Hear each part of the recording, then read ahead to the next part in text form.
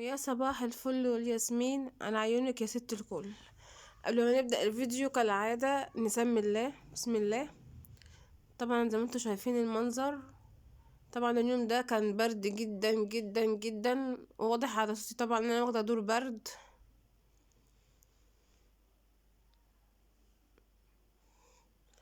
وريتكم انا عملت ايه في اليوم ده. كان عندي برد جامد، وقمت برضه شفت شغل البيت يعني. منورين قناتي قناة الجودة بالموجود.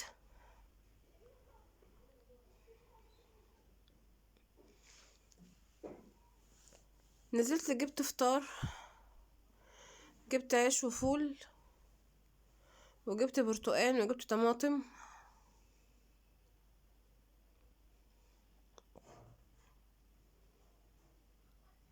وطبعا انتوا شفتوا منظر الصالة كان عامل ازاي، بس طبعا قلت ادخل على المطبخ الاول اخلص المواعين وانضف المطبخ يعني واحضر فطار.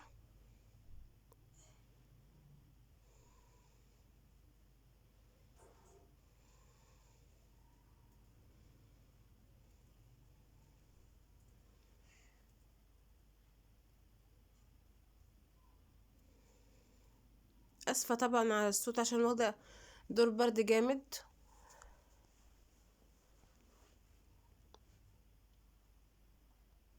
بدأت اغسل المواعين كده عشان اروق المطبخ.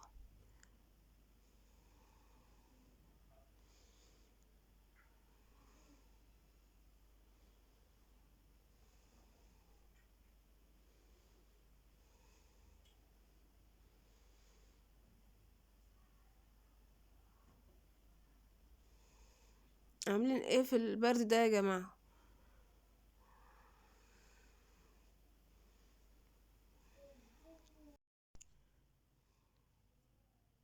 طبعا انا بوريكم برضو الانجازات يعني.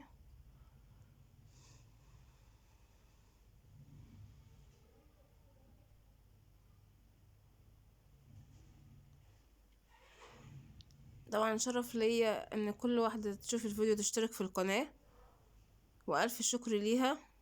واللي هتدوس لايك الف شكر ليها.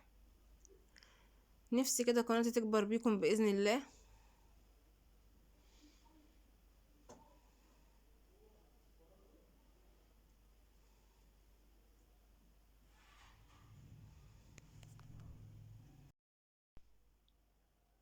بدأت بقى نشوف احنا هناكل ايه.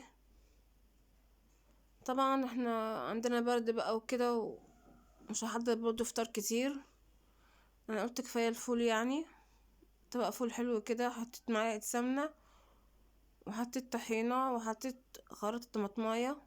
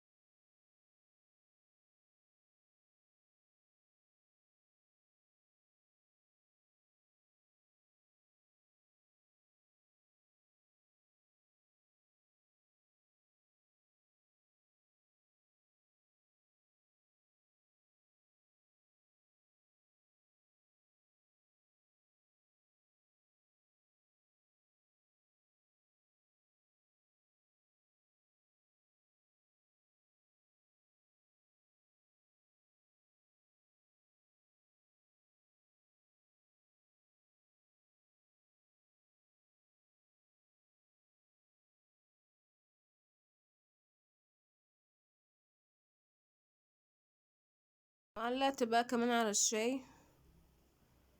نعمل كده شاي بليمون عشان البرد ده.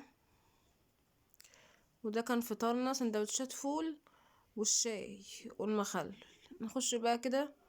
طبعا الصلاة انا هروقها، بس قلت ما اخش على اوضة الاطفال الاول. اشيل كده البطاطين احطها في الشمس تتشمس. افتح كده الشباك بس الاول عشان اهوي الاوضه.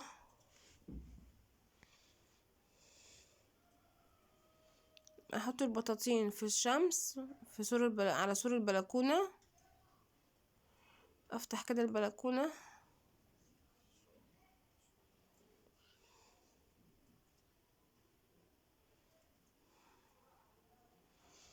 وغيرت الدفايات بتاع السراير.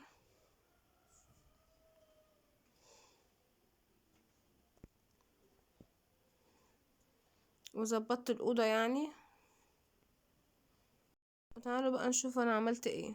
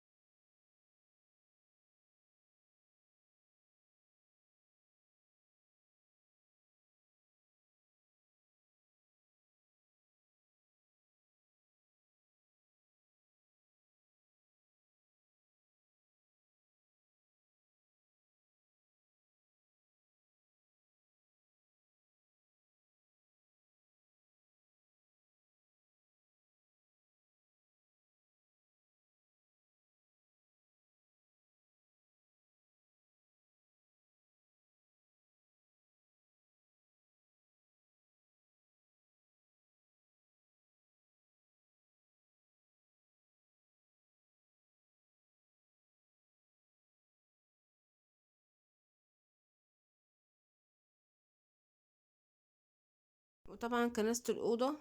شلت السجاده وكنست الاوضه.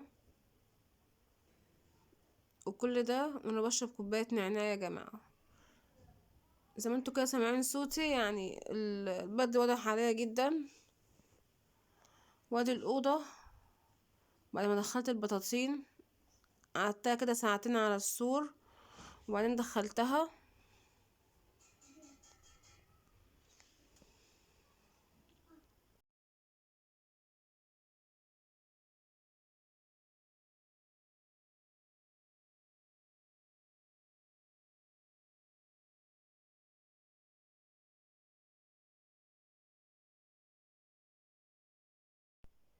وكمان كان عندي غسيل كتير. قعدت يومين بقى ما عملش حاجه لاني كنت تعبانه جامد. بس قلت لا مش هينفع بقى لازم اقوم اشوف اللي ورايا. كان عندي غسيل كتير قوي. المنشور على البلكونه انتوا شفتوه. وكمان ده كمان كان دور تاني.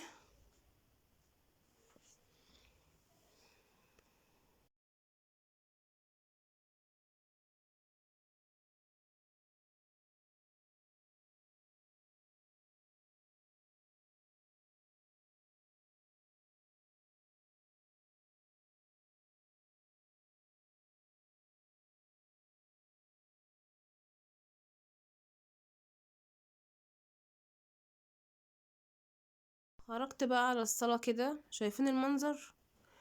ده منظر برضو اي واحدة تتعب تقعد كده في السرير يومين من التعب. ده يبقى منظر الشقة حاجة كده طبيعية. حاجة طبيعية جدا. الستات كلهم عارفين المنظر ده. اما يتعبوا بس كده يوم او يومين يعني طبعا محدش هيعمل غيرهم فده هيكون منظر الشقة الطبيعي. لازم كل واحدة تشوف شغل بيتها بإيديها طبعا لو ارتحتي ما حدش هيعمل. بدأت بقى اروق الصالة. اعدل الكراسي كده. وطبعا انا مش هوريكم وانا بعد كله لان عشان الوقت يعني وعشان الملل.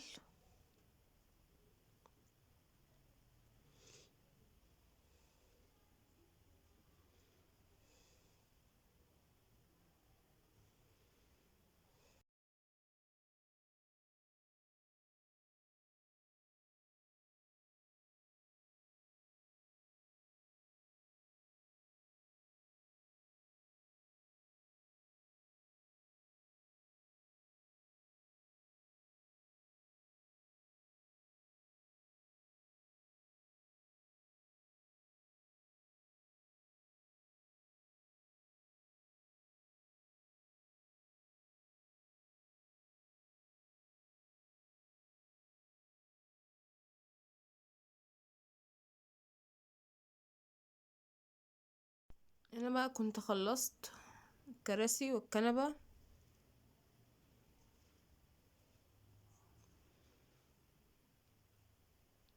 اروح بقى اشيل السجاد واكنس وانفضها واكنس يعني.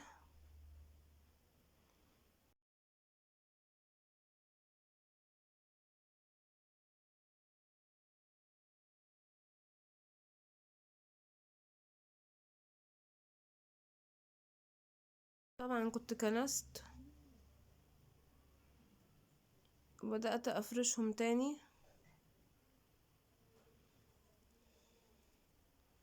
حاجات كده يعني، والواحدة كده تعبانة احسن من ما فيش.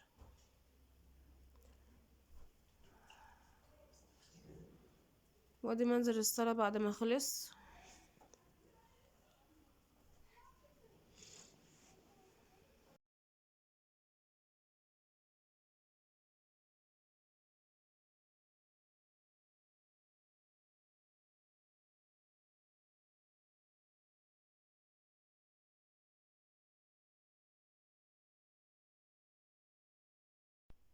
ده المنظر النهائي. احنا كده وصلنا لاخر الفيديو. اتمنى يكون الفيديو عجبكم، ولو عجبكم ما تنسوش الاشتراك وتفعيل زر الجرس عشان باذن الله يوصلكم منه كل جديد، واللايكات الحلوة منكم والتعليقات الاحلى. بشكركم جدا لحسن المتابعة، ومع الف سلامة.